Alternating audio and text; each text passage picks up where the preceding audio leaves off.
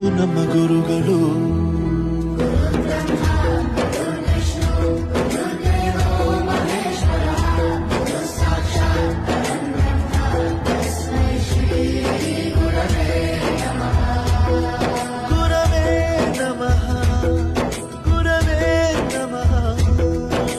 ಬಳಪ ಹಿಡಿದ ಭಗವಂತ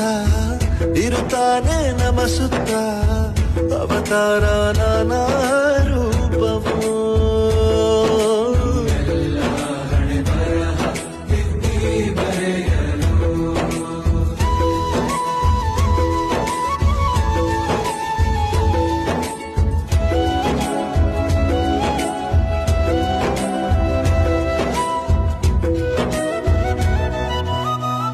ಬಾಳಲ್ಲಿ ಲೆಕ್ಕ